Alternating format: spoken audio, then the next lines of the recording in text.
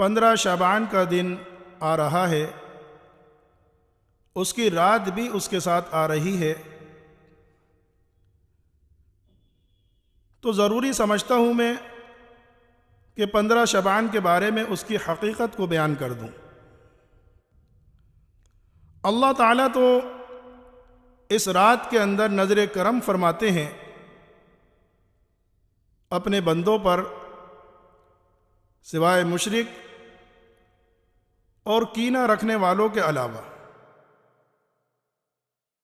یعنی ان دو کے اوپر نظر کرم نہیں پڑتی، باقی اللہ تعالیٰ اپنے نظر کرم فرماتے ہیں۔ اور یہیں پر یہ بات بھی جان لیں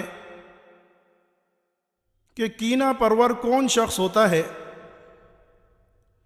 یہ وہ شخص ہوتا ہے جو دوسروں کو نقصان پہنچانے کی کوشش کرے، اپنے دل و دماغ کے اندر اس بات کو سوچتا رہے کہ جس سے اس کو نفرت ہے اس کو نقصان کیسے پہنچے۔ ایک ہوتا ہے بغض، جو اس معنی پر ہوتا ہے کہ کسی کو کسی شخص سے صرف نفرت ہے، اور یہ کینہ اس سے بھی بڑھ کر ہوتا ہے کہ فلاں شخص سے نفرت تو ہے لیکن اب اس کو نقصان کیسے پہنچایا جائے، اس کو یہ سوچتا رہتا ہے۔ تو ایسے شخص کے اوپر اللہ تعالیٰ اپنی نظر کرم نہیں فرماتے ہیں۔ لیکن میرے محترم عزیزو، 15 شعبان اس کی رات ایک عجیب ماحول اختیار کر چکی ہے۔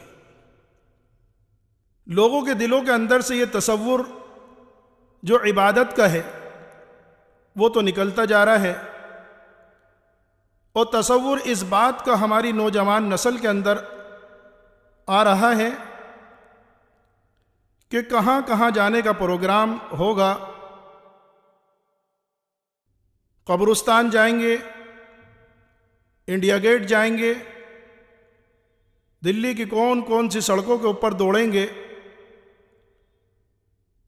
اور گاڑی اسٹینڈ کون کرے گا، کون کس سے زیادہ گاڑی تیز بھگائے گا، یہ چیزیں ہمارے دل و دماغ کے اندر پرورش کرنے لگتی ہیں۔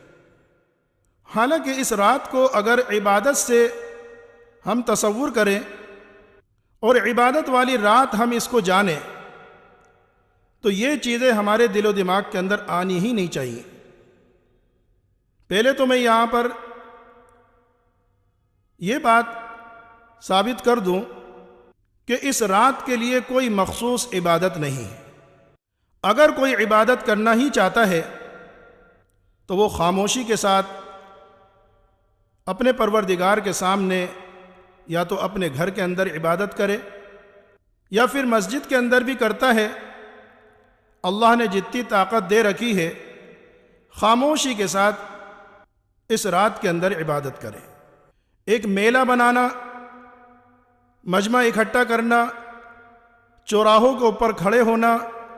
گاڑیاں دوڑانا، یہ سب چیزیں وہ ہیں جو اسلام کو بدنام کرنے والی ہیں، اور پھر خود گناہ کی بھی چیزیں ہیں، کیونکہ اس رات کو کافی سالوں سے یہ دیکھا جا رہا ہے کہ ایکسیڈنٹ اتنے ہوتے ہیں کہ اگلے دن کے اندر اگر اسپتالوں کے اندر جا کے سروے کیا جائے تو ایکسیڈنٹ کے کیس آپ کو اس رات کے بہت سارے سامنے آ جائیں گے۔ تو یہ رات بجائے عبادت کے ایک مصیبت کی شکل لے لیتی ہے، اور وہ بھی ہمارے کرتوتوں کی وجہ سے۔ تو لوگوں، اس طریقے سے رات گزارنا یہ گناہ ہے کہ دوسروں کو تکلیف ہو، یا ہاتھ پیر ٹوٹیں، یا ایکسیڈنٹ ہو۔ کیونکہ اگر ہم سوچیں، جہاں جہاں ایسا ماحول شریعت اسلام کے اندر بنتا ہے کہ جہاں دوسرے کو تکلیف ہو، تو وہاں پر وہ تکلیف ختم کرنے کے لیے شریعت اسلام کے اندر اس چیز کو ہی ہلکا کر دیا جاتا ہے، یعنی بلکہ یہ کہہ دیا جاتا ہے کہ یہ چیز مت کرو۔ کیوں؟ یا تو خود کو کوئی تکلیف پہنچتی ہے یا دوسروں کو کوئی تکلیف پہنچتی ہے۔ جیسے طواف کرتے وقت حجر اسود کو بوسہ دینا ثواب ہے، گناہ جذب ہو جاتے ہیں، لیکن جب